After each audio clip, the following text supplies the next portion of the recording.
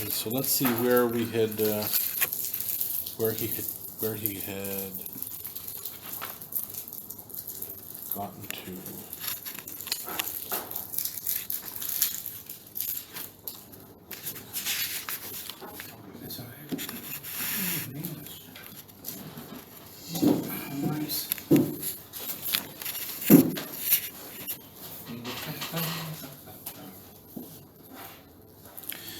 Okay, so the Jew begins his presentation of Judaism by saying something that the king is not happy with. Instead of speaking about the grandeur of God, who is the God of all humanity, who creates everybody, who sustains everybody, he goes straight for the individual narrative, and he begins with I believe in the God of Abraham, Isaac, and Jacob, who took us out of Egypt, to split the sea, who gave us His commandments, and who established prophets for us for many, many generations, who told us all about what He wants us to do and what He doesn't want to do, and promising us rewards and punishment. Incidentally, rewards and punishment seem to be kind of integral to every kind of divinely revealed religion. That's also something, in Rabbi Yosef Albo, who tried to. But not for philosophers. Oh, not for philosophers, no. Because I mean, for one thing, there is a certain. No interest. Yeah, God's certainly not going to punish you. Okay, I mean, now reality might punish you. Okay, so like if you know, so typically a philosopher would say that the great punishment of not cultivating your spiritual self is that the person simply ceases to exist when they're dead. Okay, if you want to achieve eternity, which is the concept of optimal growth for a human being, as opposed to, let's say, any other animal.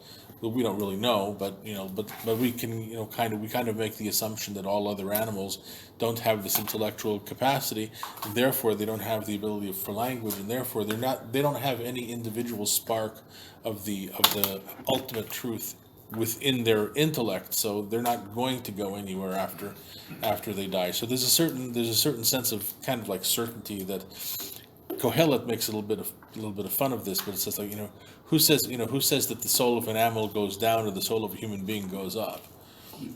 Okay, but yeah, a philosopher would be very clear: the soul of an animal definitely goes down, and the soul of a person maybe goes up if he cultivates his good side. And so there's no divine covenant of punishment and reward. But I'll probably end up going back to Yosef Albo quite a bit because he did this very, very interesting book, and what he really tried, kind of in an anthropological sort of way, to determine what is a divinely revealed religion. He said, there's different kinds of religions. Some of them are basically, as the philosopher's religion, a kind of exercise in social engineering, right? And some of them, you kind of reach conclusions through thought or through meditation, and then you have a religion that's based on prophecy and divine revelation. And what is it that makes a religion based on divine revelation? What gives it its true nature? And what do all religions of divine revelation have to have in common? By the way, and Rabbi Yosef Albo is definitely assuming that there isn't necessarily just one of them. That's fundamental to his whole way of asking the question. He does not, in the end, think that Christianity or Islam meet the criteria for the criteria of proof for divinely revealed religion, precisely for this. Well, not precisely for the reasons, but for basically the same thing. Either you can criticize Christianity for being intellectually incoherent, and you can criticize Islam for being based on a prophet who, based on other people's assessment, obviously not Muslims, might not have been the creme de la creme of the human race, right? One way, so one way or the other, he thinks that Christianity and Islam do have a tendency to wash out, but he doesn't necessarily disregard the idea that there might be multiple, valid divine religions. And the fact that they're not the Torah doesn't necessarily mean anything, because if God had given the Torah to Eskimos, what sense would it make to command them against mixing wool and linen in their clothing? Okay, and if you would have commanded them not to eat whale blubber, they'd all die of starvation. Then you wouldn't have any Eskimos left. So there you go. And there's something about the divine commandments that kind of do adapt themselves to the receiver. So not to be completely bent out of shape if you discover that there's more than one legitimate divinely revealed religion. In point of fact, Rabbi Yosef Albo would have said, just so happens to be, if you take a look around, okay, that there really is only one, and it's never happened again, which, by the way, is true. I mean, that's kind of undeniable. Whether you believe the story that we got the Torah on Har Sinai and met God in the desert and took us out of Egypt and all that sort of stuff, okay, no one else has a story that is placed within any kind of rememberable historical epoch that makes that claim. No other nation makes that claim. Okay? And the simple reason why no other nation would make that claim is because it would be entirely falsifiable, or be largely falsifiable if they did. So you can have Christians that make a claim that that there was a person, called Yeshu, that he lived and that he was crucified, and all of that is entirely plausible and happened so far as anybody knows. We can quibble about coming back from the dead, and even if you accept that he came back from the dead, we can quibble about what that means. Because if to say that there was a big tzaddik that came back from the dead, the Gemara says such things also. There were five talmidim of Rabbi Yochanan ben Zakkai. The least of them could raise the dead. Okay, so come back from the dead. It's not such a, it doesn't it doesn't mean that the Torah is off and there's a new covenant and all, and you got to believe in the dead guy that came back to life, or else you don't have any chelik in olam haba. Okay, so these are all sorts of add-ons that Okay, but anyway, long story. Then if you take a look at Islam, so Islam makes absolutely no paranormal claims. It's a 100% historical and largely verifiable religion. Okay, it happened within fairly recent memory, and you can't fudge the facts on that one. Okay, so it's in a way it's very, very wise that Muhammad did not base his ministry on any kind of great miraculous events, because there were no great miraculous events. You can have a poll and come up with these ideas 300 years later. Yeah, well, they came up with ideas 300 years later, but once again, even 300 years, it's very hard to retroject things that didn't happen back onto a history that is well known by the people who lived it. Okay, and ditto. Let's say I always like to take the example of Mormonism, because that's a pretty recent religion, and that popped up within well recorded history. And here too, go figure. Were there really golden plates? Were there really golden plates that Joseph Smith translated by the Holy Spirit? So hi. Sorry. Hi, come on. Welcome. Tzipora. Yeah. Pleasure. All right. When did Yosef Albo live? Rabbi Yosef Albo was like right before Gerush Sfarad. Okay, so he was, and he had to represent the Jews in a debate that went extremely badly. Of course, unlike the Ramban in the original debate, the people who were debating there had both hands tied behind their backs, et cetera, et cetera. But I don't. Before we completely lose track, okay. The Jew starts with his very skewed presentation of the essence of Judaism. It's a story that happened to us. It's a story that happened to us collectively, and we believe this because it happened to us, and we believe in the God who did this for us. Okay, the king really doesn't like this. He thinks that this is pretty foolish and stupid. And without being too elaborate about it, it's because the king thinks that a decent religion needs to be grounded in universal principles, not in specific experiences. And this is a very old philosophical dichotomy. There's two kinds of truth. Okay, there's universal human truth that human reason can attain if you apply your reason properly. Okay? And then there's truths like what I ate for breakfast this morning. Right? And so you have to differentiate between truth with a little t, which could be all sorts of trivial facts that don't mean anything specifically, okay? Or truth with a big T, which is God. God is the truth with the big T.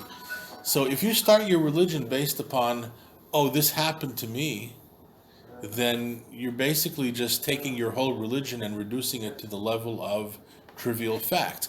Oh, sure, it happened to you. You guys just happened to be slaves in Egypt, and you happen to have this guy called Moshe, and he did some incredible miracles. But remember, miracles that happened to you, they didn't happen to me. So miracles are not universal events either. So how can you get any kind of real, true religion out of this pile of individual little itty bitty truths that facts? Okay, how do a bunch of facts bring you to a religion? Certainly one that presumes to be universally true. Okay, so that's my problem. All right, I'm gonna have to take this just for a second, please. Okay. Hi. Hey, how are you there, Rabbi? I'm How good. are you? I gotta call you back in about an hour. Okay. All right, bye. Thank you. Okay. So. I was going to say we all have our crosses our cell phones to attend to. Okay, so he begins. So the rabbi comes back and he says, let me give it to you this way, right? Let's imagine that there's the king of India, and somebody brings you a letter saying that the king of India is a really, really wonderful guy.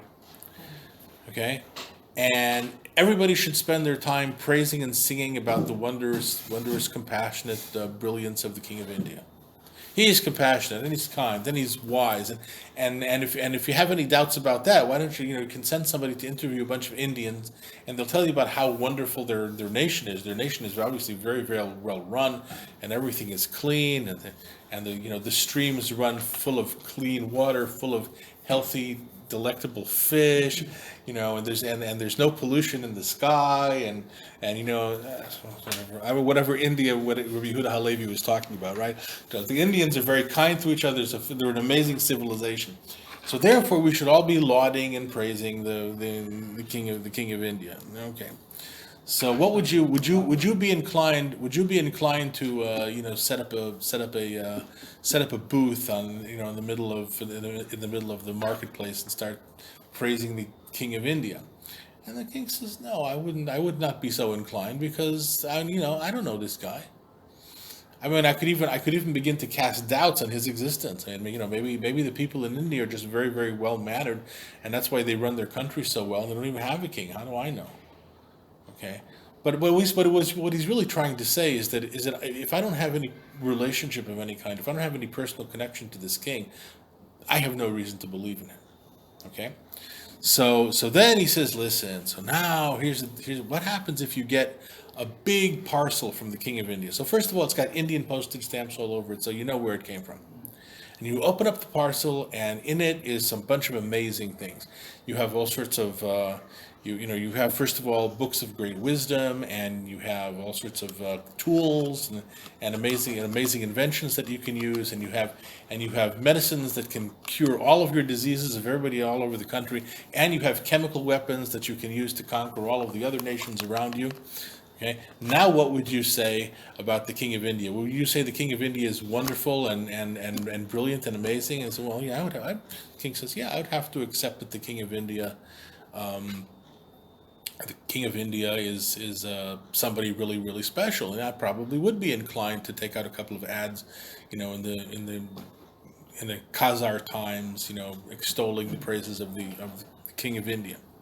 Okay, and I certainly would not have any doubts to his existence, because look, I got the package, I got the goods, I got the weapons, I got the medicine, and the quality of our life has improved a million times, a millionfold. So yeah, I no longer have any reasons to doubt the King of India. Okay, because I've seen those attributes. The attributes of who the King of India is have been expressed to me in the parcel that I got. First of all, that the King of India cares about me. He sent me the parcel. That he's wise. Look at all the stuff that he put in there. That he wants to save me from my enemies. That he loves me. Look at all the weapons he sent. Okay, etc., etc., etc. And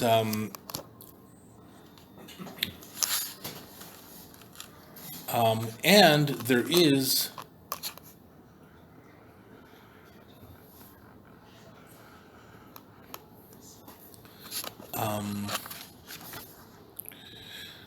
oh yes, here's one line which I think is extremely important, okay, where he says, "And then I would believe in the King of India, because the rule of the King of India and his authority have touched me."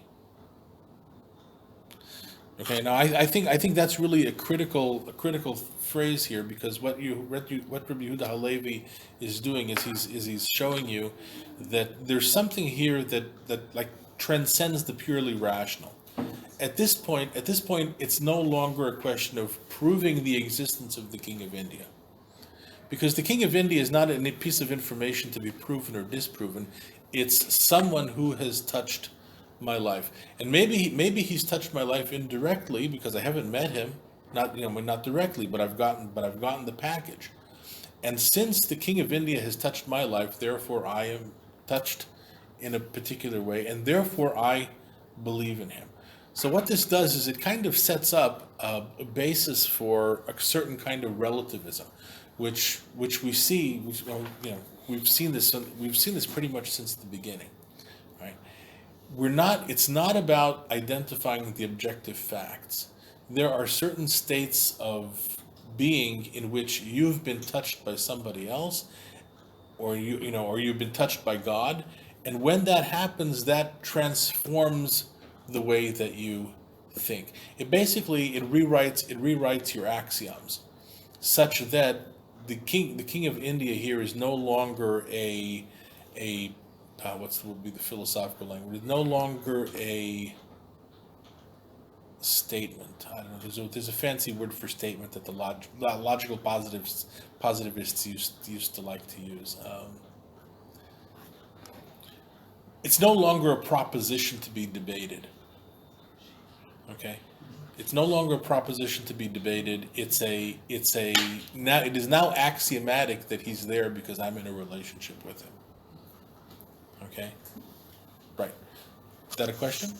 That's a physical situation, it's not a spiritual. It is a physical situation, but it's also a spiritual situation. Okay, and which is once again why Rabbi Yehuda Halevi thinks that the idea of valorizing the universal over the specific event, like as if what I had for breakfast is only a trivial truth, while some abstract idea is a truth with a big T. Okay, he doesn't buy that, because there's something that can happen to you while you eat breakfast that will change your whole perspective on things and open up your heart to a different kind of experience, or to give you different axioms to work with. Okay. So I mean, let's just say, for example, what's the difference between being engaged and being married? Well, there's a big difference between being engaged and being married. Certainly in traditional cultures where you didn't have sex before you got married, so there's a really big difference in terms of, and also in terms of the levels of commitment. And then to some extent, there's always going to be, for people who have tried living together for 10 years, in order to make sure that they really know the other person before they get married. Congratulations, you don't really know the other person until you get married, because because until you've invested yourself in the relationship, then the other person hasn't invested herself or himself either, and therefore no one has really been their true self. Okay, so which is why it's an unfortunate fact, and it's getting worse, I think, that you really sometimes don't know who in heck you're getting into bed with, literally or figuratively, until you get married, and by then it's too late. And people just seem to be very, very flaky today. It's like you can, because this is the complaint that I hear all the time. Just I got it again a couple of days ago. There was the girl, and she was in love with this guy, and the parents brought her to me to me and Becky, so to advise whether they should approve of them wedding or not. And it really, fortunately for me, I guess there really wasn't anything to talk about, because they were going to get married. Okay, that's all there is to it. But basically, I was pretty positive about it. The most important thing is that you really be able to talk to each other. There's all sorts of other checks that people like to put on their report card. He's like this, he's got this, he's got that. But look, in the end, can you have a conversation? Can you love each other? Can you relate to each other? Do you like the same things, or do you dislike the same things? So you don't end up fighting over stuff that you're never going to change. Well, anyway, what happens? So the minute she marries him, boom, the whole Torah learning disappears. The whole, his sense of ambition disappears, and now he's just the kind of guy that sits around on the couch all day drinking coffee and wondering what he's going to do next. What do you do about that? How do you preclude that? Anyways, but anyway, to get back to the point, there's something about actually a concrete event like putting a ring on a woman's finger and saying Hariyat Mekudeshet Li, man, changes everything. Okay, for both sides, because then you're really in a position to know who you're dealing with. Anyway, so it's it's the same thing, really, in the end. And this is this kind of relativism, which I go to Yosef Alba for this, because Yosef Alba was the one who seemed to say that this is perfectly acceptable. This is okay. This is not a problem, right? You can have multiple kinds of truth in this world, because ultimately each one of us goes through different experiences, and each experience gives us our axioms that we work with, and we get transformed by living, and so you're going to have people that see like this, and you're going to have people that see like that, and it's perfectly legitimate. It's not a problem. Whereas for many people, this would be a problem. There's no truth left anymore. Look, everything is a narrative. Everything is okay. So there's no truth left, and so then you have the other issue is that everything seems to be falling apart through our fingers, and we have nothing left anymore because it's all just narratives. Okay.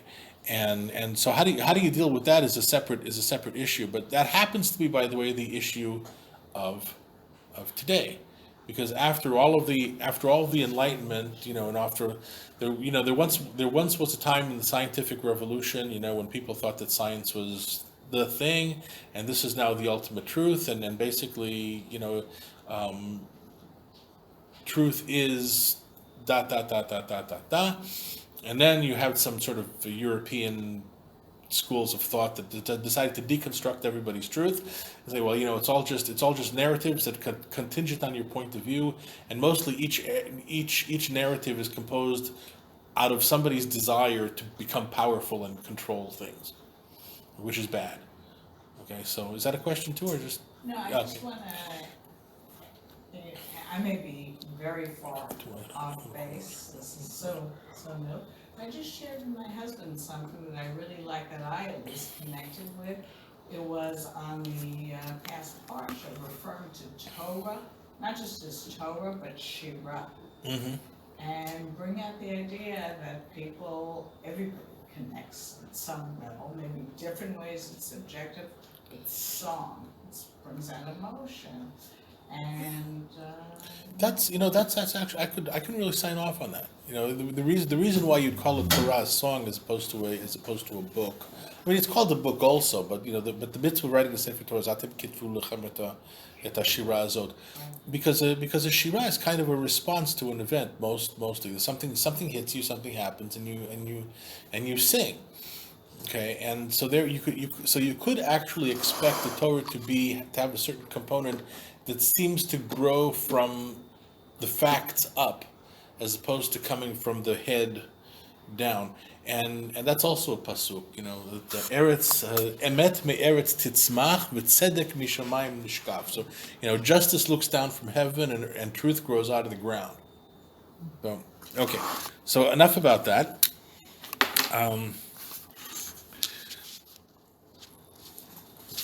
So then the rabbi goes and he informs the king that that's exactly how Judaism works.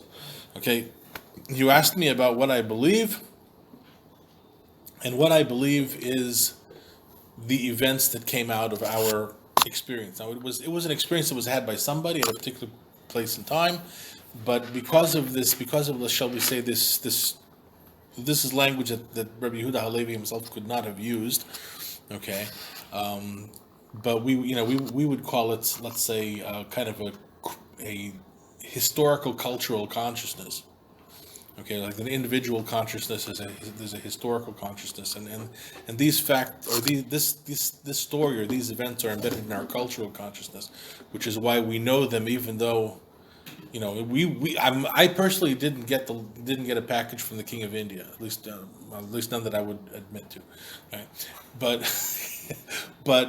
even if I didn't, my people did, and that's still living experience for us, for whatever reason that works, okay, and so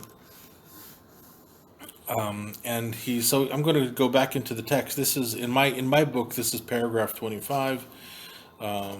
Kind of like towards the end, and so God opened up His speech to the whole community of the children of Israel, and He said, "I am the Lord your God who took you out of the land of Egypt."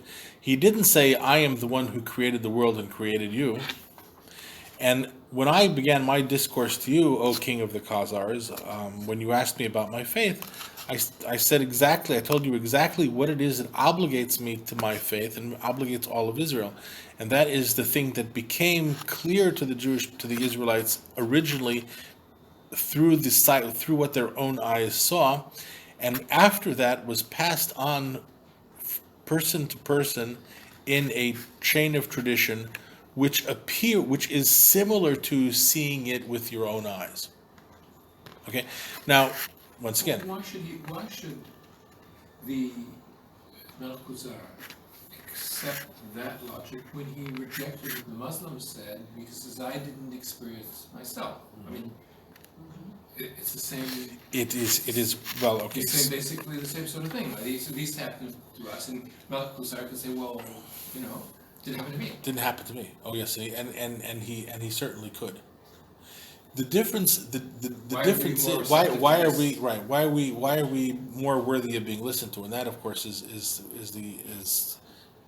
a fantastic question. And Rabbi Yehuda Halevi has to deal with this. But ultimately, the reason why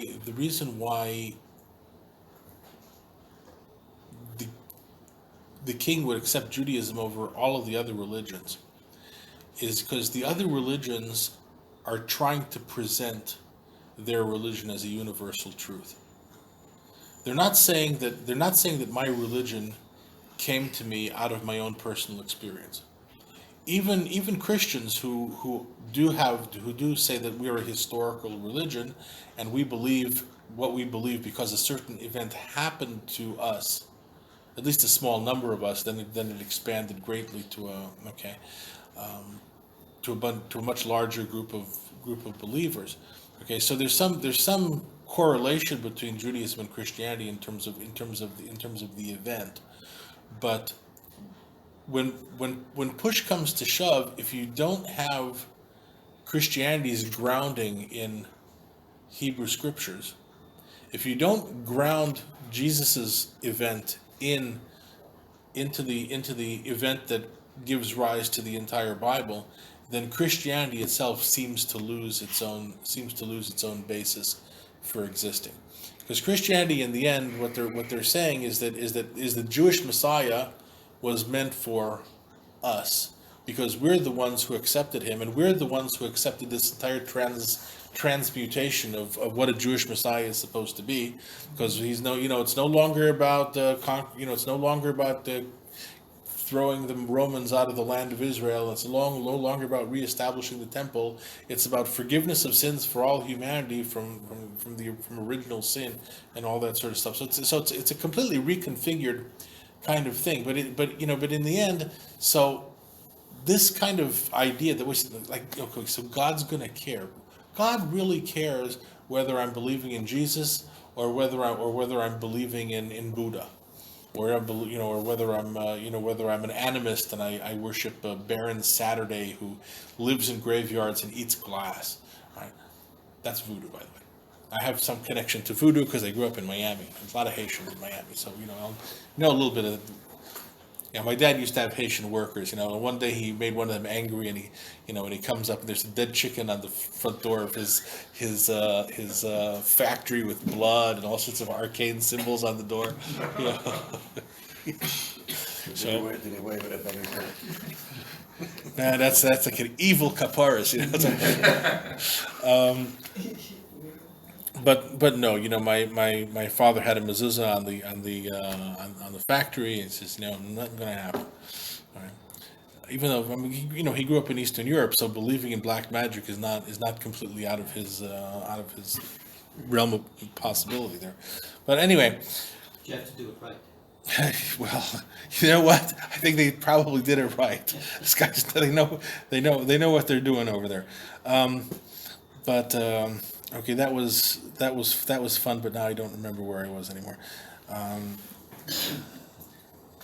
So Cafe. yeah, we were in cafe. So okay, so the issue here is that with the weak part of the argument. Oh yes, it's why would the Khazar accept Judaism when he didn't accept, like, by the way, and his rejection of Islam is very telling, because he simply said, listen, I have to reject Islam because if the miracle that proves the reality of Islam is that no human being could have written something as beautiful as the Quran, which is what they say, right? That's what they say until this day. So if I'm not an Arabic speaker, so I can never tell, and even if I were to spend 30 years of my life becoming fluent in ancient Arabic so I could understand the beauty of the Quran, I probably wouldn't get it anyway, because you really have to grow up in a language to appreciate something, to appreciate You it. say that about the Torah as well, if you haven't grown up with Hebrew. Yeah, I mean, To a point. Right. Well, so the thing is, but also here, it's and his criticism. So his criticism of Islam is that it doesn't have, it doesn't have any serious miracles that you can write home about. And once again, if you want to establish the idea that God cares enough to send a prophet, Muhammad is the prophet of Allah. Okay, why does Allah give a damn about human beings that he should send a prophet? If Allah is by definition impersonal, he doesn't care. So Muhammad is irrelevant also. Right. So here the answer is that the Muslim also has to, in some way, found his belief on the experience of the children of Israel, and you can't avoid it. And you see historically that both religions present themselves as the successors of the Jewish people. Hell, why don't you start your own religion? You start your own religion. That's fine. Why do you have to bury us in order to steal our thunder, so to speak? Why? Why? So it's because that why they think they're presenting universal religion, which is why they think it's their business to conquer the world in order to get everybody to follow it, which it was. But in the end, the religion that they're proposing is something that rests upon somebody else's experience. So why would you go to a Muslim in order to get the original experience when the Jews are the ones who actually have it? Okay.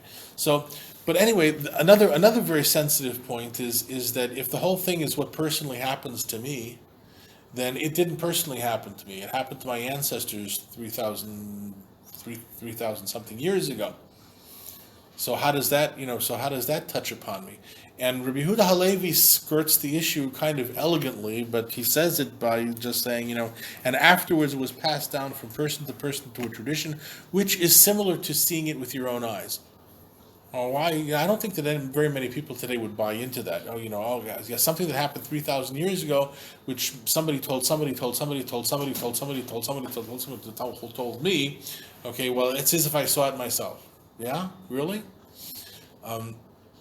But the answer here, I think, is also it's one of these things that really is transcends time in the ordinary sense, and that's also part of the experience of encountering God in this new way, from the bottom up, as it were. You encounter God in such a way that it rewrites your axioms and your way of thinking, and that also rewrites the nature of time, so that things that you pass down through the tradition are contemporaneous. It's as if you were there. And Chazal, and by the way, philosophically, there was no terminology back then that you could use to say this. I'm pretty confident of that. You couldn't say this in philosophical language, because philosophical language back then was all about proving the existence of something through some sort of rational, well, it must be like this, it got to be like that, it got to be, and so on. So now it's it's proven there is a God. Oh yes, we have proven the existence of Abraham. It's all proof stuff. But anything that you can prove, you can also doubt. And here we're talking about something that seems to get rid of doubt. Why? Because my daddy told me. In the end, my mom and dad, they told me. That rewrites all of my doubts. If you don't, you have to say that there's something bigger than proof that's going on over here, and that's my reading of the Kuzari. Okay, I guess somebody else can say something else, but I think it's pretty self-evident. And just a second before you, in Chazal's language, by the way, you would call this zchut avot. That's one thing that you would call it, and actually Moshe Rabbeinu references this directly in Parshat Hazinu. Et asher yeshno po omed imanu hayom, ve'et asher einenu po omed imanu hayom. Either whether you're here or whether you're not here, whatever happens here today is going to touch the lives of everybody that has any kind of physical, social, cultural connection to this event. And in this case, we're talking about the event of the Brit before going into the land of Israel, but it also refers to the Brit of Har Sinai, where Moshe says all the time, don't forget the things that you saw. Right. So Moshe knows he's talking thousands of years ahead of time also. It's not as if he thinks that, that everybody who's going to get his message is necessarily going to remember what my own eyes saw. Right. So anyway, so this is the idea. This is how, a society has some element to it that really transcends time, and especially if you get the inyan ha'eloki, the divine consciousness that goes to work over here. And this is something that is also extremely pivotal to what Rabbi Yehuda Halevi is saying. From the event emerges a certain kind of divine awareness. And that divine awareness is both, it's the result of rewriting your axioms. It also rewrites your axioms for you. Okay? Any comments? But then sorry, first. That's okay. Okay. No, I was gonna say, wouldn't that also include what Moshe Rabbeinu was saying, was lo v'shamayim, that it's something that's very nice. I'll sign off on that. Yeah, definitely. And I'll also add, by the way, another way that Chazal would have of saying, about talking of this transpersonal level of information, so to speak. Okay, what Chazal said was very simple. Everybody's soul was at Har Sinai. Now that's their way of saying it. Okay, but if you think, so most people just think about this in a fairly unsophisticated way.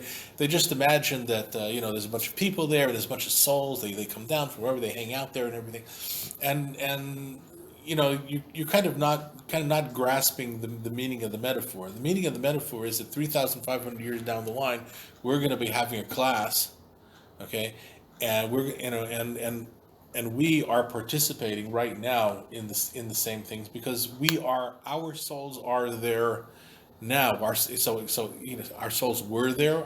Our souls are there. Really the same thing, because there's something here that telescopes time. So an experience that was had. So let's just say the rewriting of the axioms, because basically in the end what you believe in is always a result of the fundamental, the fundamental principles of your reasoning. So when your axioms are rewritten, it's not so much that we necessarily remember what Har Sinai looked like. It's probably if you were to take a bunch of Cheder Yingelach and have them all draw pictures of Moshe Rabbeinu and Har Sinai. So you got some guy with a shtreimel over there. If he's a Litvak, he's got a black hat. There's a lot of retrojecting going back on how any individual child imagines to themselves the event, whether Har Sinai was big and yellow or small and brown. You can't pin it on that, but somehow the axioms of thinking and the way of the stuff that's in place through which we actually perceive the world that we perceive, that does definitely come through to us, and because the proof being that, hey, look at us. I'm also reminded of Richard Dawkins' idea of the memes that take over your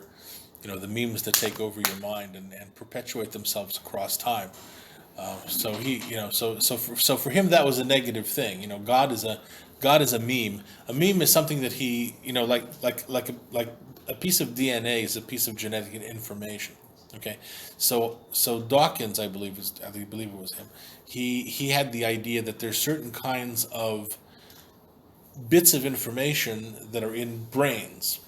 Okay, so they're not. They're not in the DNA. They're in the structure of the brain. And once you get infected by one of these memes, the meme will perpetuate itself across time by making sure that it's passed on to other generations and so forth and so on. Okay, so yeah, that's true. The only difference is the meme true or is it false? Is the meme an infection or is it something that opens you up to the possibilities of having a meaningful life? So much for that. Okay, so we're up to so here 2026 is monumental. Okay, and I just had to take the whole thing from the beginning because he's setting up something that's really very very very very subtle and kind of helps to catch it one stage at a time. So then the king says, so according to this, your Torah obligates no one but yourselves. Who would ever heard of a religion that doesn't address all humanity? It obligates one ethnic group. Okay, so you can imagine a lot of people's jaws dropping at this point, and no, of course the Torah is for all humanity. The Torah is the best religion that ever was. Everybody needs to be Jewish. We just haven't gotten around to killing enough people yet, and we're gonna have to wait till Mashiach until we convert everybody to Judaism. That kind of thing. So the rabbi says, "Amnam ken, you're right. No contest. Kol mi shenilva aleinu min ha'umot ki yachid. Everyone that joins us from amongst the nations as an individual." Okay, Yivoehu min hatov asher yetiv imanu ha'eloka. So he is going to have a share in the goodness which God bestows upon us. Now here things get tricky. Aval shavo lo yishve eleinu. He'll never be equal to us. Ki ilu haya chiyuv haTorah mitzad ma she'haloka bara et kulanu. If the obligation of the Torah was based upon the fact that God has created all of us, then all human beings would be equal in it, like the black person, like the white person, or like the white person, like the black person. Ki all of them are His creations. May He be praised. However, the obligation of the Torah upon us is because God brought us out of Egypt, and because he has connected himself to us, since we are the cherished treasure of the human race. Okay? And the king's response to this is rather subdued, I would have to say. I see that you're switching your words back and forth all the time. After your previous statements were nice, but now your statements have gone back to being faulty. So the rabbi says, so have some patience with me, and I will explain this matter to you in greater detail, and that which appears to you to be reprehensible, okay, will now become much more beautiful to you. Okay? And the Kuzari says, speak as you wish. Now he's going to go into his introduction to the critical idea of the whole book, which is the mysterious divine awareness or divine whatever. It's called ha'inyan ha'tiv'i. You have an English version over there. I wonder how do they define the divine whatever it is? Organic life. Yeah. No. That's what it says. Oh, that's ha'inyan ha'tiv'i. TV. What are you asking? No, the ha'inyan ha'eloki. Whenever we get to it, let me know. Okay. Even though he already mentioned it. Okay, so the rabbi says, listen, you've already. By the way, keep me in touch with the time because I'm not looking at a clock. 10 to. 10-2. All right. So let's see how far we can get with this. At least concede to me that there is a natural substance or a natural entity or a natural reality that from which there are certain things that are that become necessary, such as ingesting food, growth, procreation.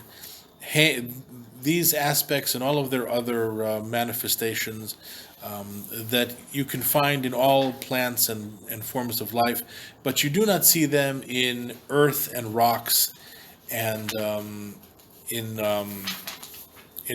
I guess mountains or elements.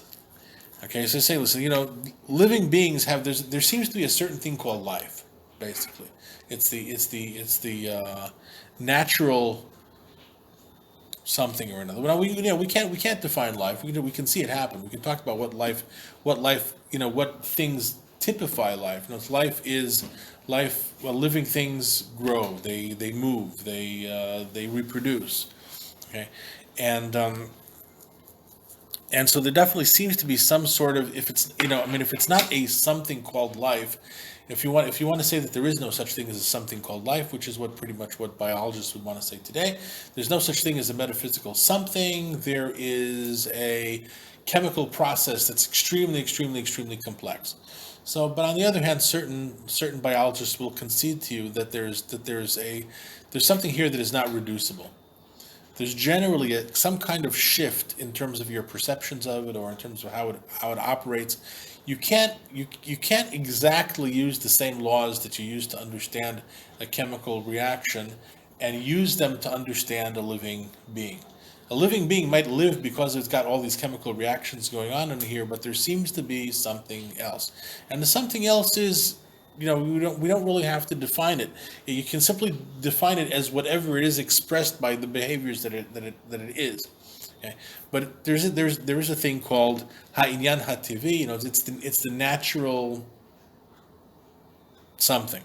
Okay, I mean it's such, part of the brilliance of Rabbi Yehuda Halevi is in his complete lack of desire to actually define the something. He really avoids that. He just shows you what the something does, and he makes the argument that there are different levels of something. Right? There's different levels of. I like the word awareness because fundamentally a life form has a kind of awareness. It builds a world for itself in some way or another. It has a past. It has a future. So I think personally that some kind of awareness is really integral to life, and so to translate it. A natural awareness is not a bad translation. Okay? And the king says, okay, well, we have to take a look at, we have to define this better. But yeah, basically you're right. It's true. And then he says there's a spiritual matter, a spiritual awareness, and from this you have other actions that devolve, like actions and desires and inclinations and senses, both internal senses and external senses, and all sorts of things like that, which basically all life forms have to some extent, but plants don't have them. And the king says, well, can't deny that either. And I said, then you have the human being, which of all living forms has acquired somehow a intellectual awareness, and from that you have all sorts of other things that emerge, such as rectification of one's character, fixing up your family life, and then fixing up the life of the nation. And so too the creation of all sorts of forms of art and politics, and also the laws that apply to any particular country. So once again, and he's going along very much with the philosophical tradition, in which they place a lot of emphasis on ideas as manifestations of social constructs. There's social constructs that hold a society together.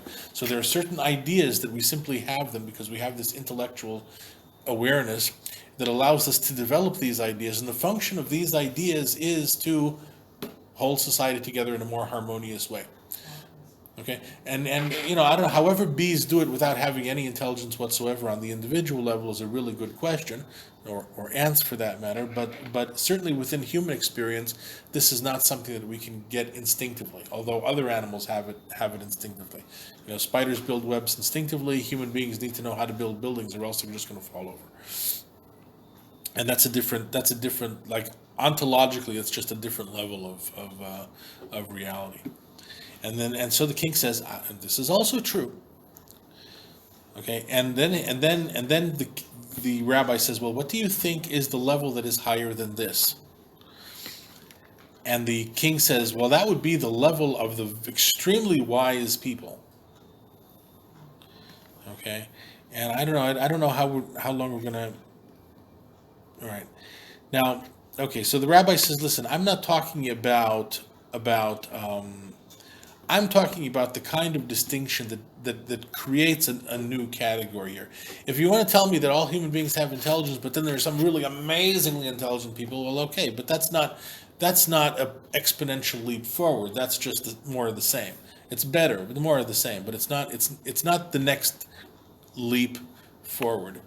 Okay, and so he said, I'm not looking for this kind of distinction that separates one person from another person. I'm looking. Oh, actually, I got that wrong. The thing that I'm looking for is the kind of distinction that separates, kind of like absolutely, the same way that a plant is separated from inanimate objects, or the way that a person is separated from an animal. When you're talking about separation and distinction in terms of quantity or quality, this has no limit. Since basically it's just something that happens, and it's not a truly distinct form of awareness. Okay. So the king says, well, if that's the case, then there isn't anything in the world that can be seen through the senses that is on a level higher than human beings. So you're telling me, we're implying that there's some next great jump. But where is it? Okay, and I guess if we have to wrap it up, which I guess we do,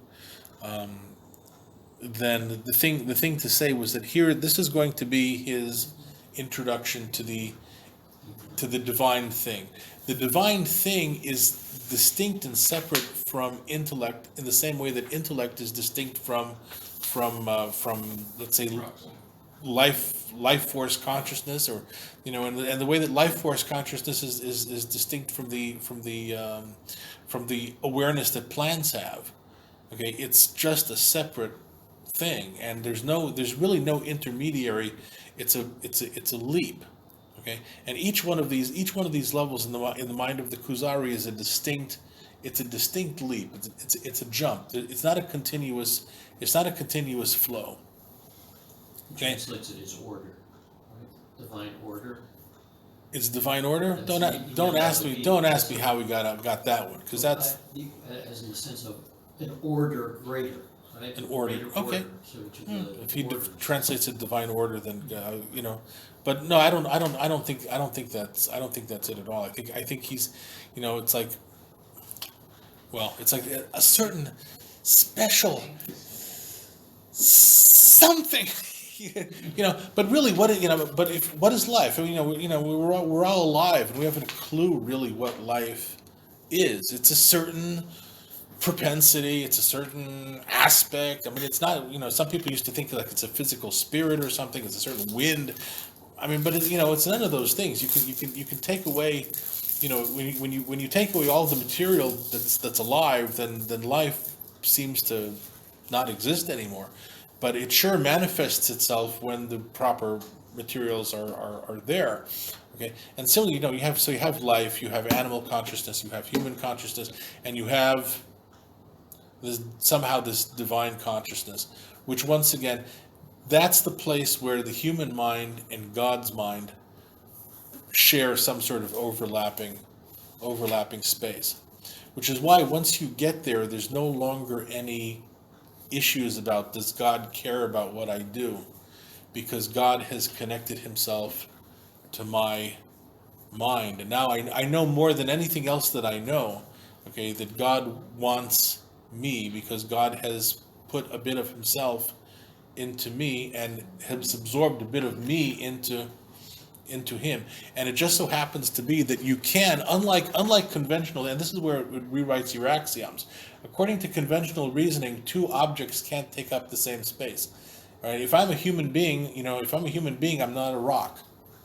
And I can stand on top of a rock, but I can't exist coextensively simultaneously with a rock. But when it comes to God's being, since God's being is completely incomprehensible by human standards, there's going to be things that are possible, which are not possible with humans and rocks. Okay, so God can be with and within and in and through. Okay, and you're not even chopping God into pieces, which is generally the critique that people have of, like, Lubavitchers run around and say, every Jew has a divine soul, has a real piece of God in him. Well, God doesn't have any pieces.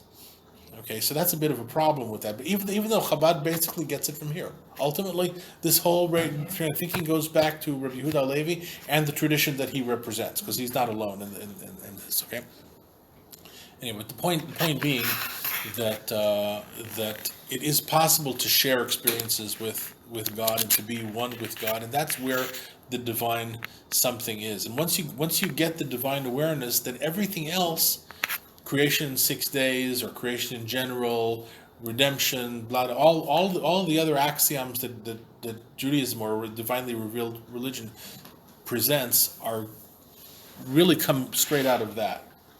Okay, and after the Hagim, we'll see how this plays out. So thank you very much. Thank you. Okay. And all right. So, Chatima Tova to everybody.